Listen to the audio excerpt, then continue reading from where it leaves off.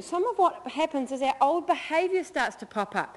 And sometimes this was what I call the line of life. And in life we always have a choice to play the game of life above and below the line. And sometimes when we make mistakes, what we do is deny, blame, or make excuses. We stay down and stay in bed. So denial is like who, what, why me? I don't know anything about it. What happened? So we pretend we don't know anything. I love the corporate phrase of denial when people say, it's not that we're going broke, it's just that we haven't made a profit yet.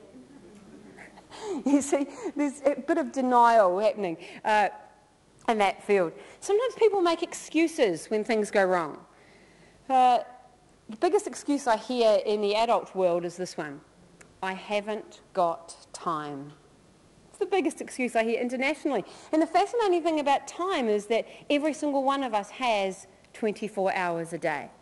It's the only thing that every single one of us has exactly the same amount of time.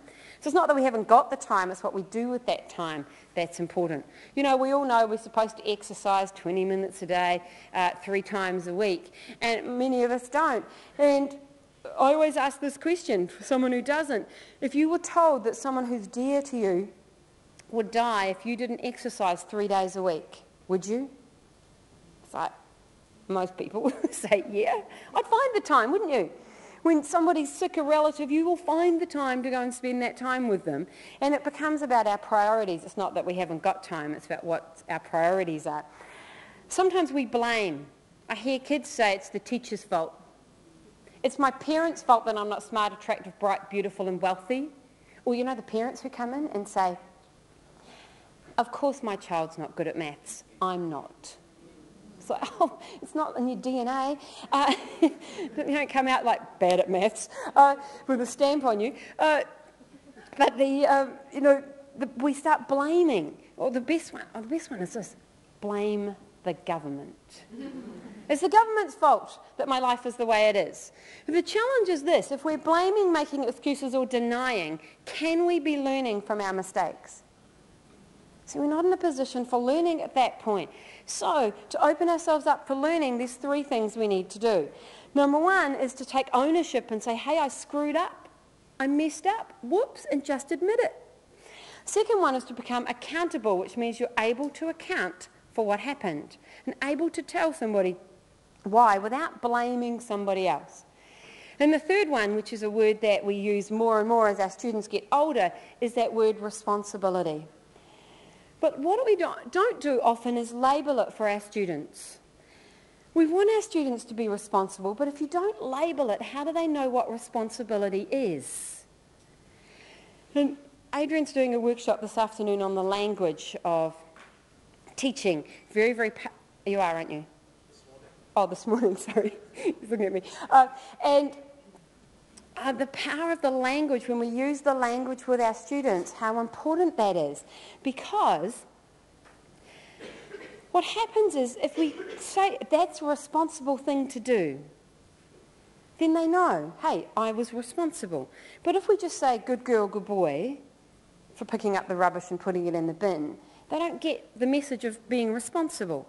My children have been growing up with the word responsibility. When Sasha was 2, she was setting the table, and I saw these little eyes over the edge of the table saying, Mum, am I being responsible? And I used to say, that's such a responsible thing to do. And just 2 weeks ago, the children were at home, and it was the holidays. I worked from home. I had a very important meeting. My husband was out, and I said to the children, look, I cannot be disturbed.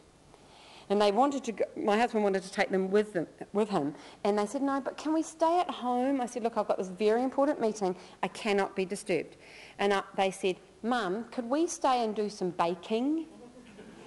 And I went, oh, that's a very responsible thing to do. Without any help whatsoever. They've never done it with any help. They bake a lot, but never without an adult supervising. And I said, do you think you're responsible? And they said, we can do it, Mum, we can do it. They're 12 and 9. So I said, what do you want to bake? And they said, chocolate chippy cookies. Muffins. And I said, well, that's fine, but we don't have any chocolate chippies. Now, my daughter, her key skill is flexible thinking. When you tell her you can't do something, she'll find another way. And she said, Dad's got that cake of chocolate in the fridge. And I said, but you'd have to cut it up. She says, I know, I've seen Jamie Oliver with a knife. And I'm like, that's a very big no. I'll be responsible, Mum. So the two of them, I'm in my meeting, I didn't hear from them, but we suddenly smelled the waft of muffins coming through, and I can tell they've used the big knife. It's chocolate gets all over the board. I can see and they've chopped up, and they've done an amazing job, just because they knew about being responsible and asking our kids, continually saying, that's a really responsible thing to do. I'm amazed at how many parents say to me, what's a good job that a 5-year-old could do in the home? I'm like, what do you mean, what's a good job?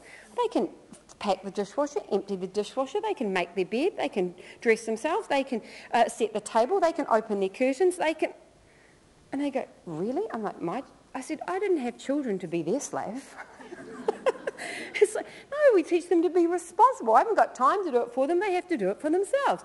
So we want to keep using these phrases with our children. If you want your children to be responsible, label it for them.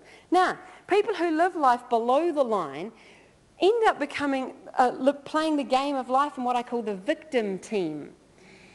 These are the people who go around saying it's the teacher's fault, it's my parents' fault, it's the government's fault, and it becomes everybody else's fault for why their life has turned out the way it is. Whereas people who live life above the line play in what I call the learning team.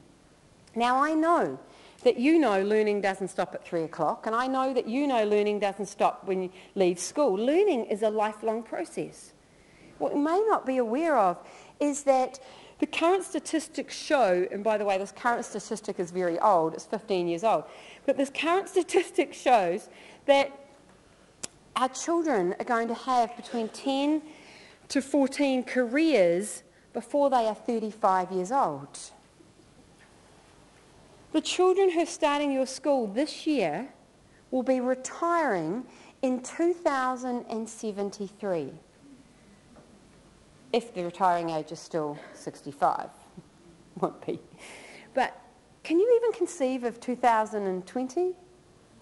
That's assuming we live beyond, what is it, the 12th of the 12th of the 12th, or whatever day it's supposed to be. But you see, what is 2020 going to be like? What is 2073? When they're looking at retirement, when they're looking at the rest of their life, we have no concept.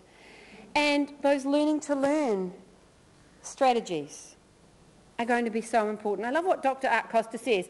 He says, we shouldn't be talking about 21st century education.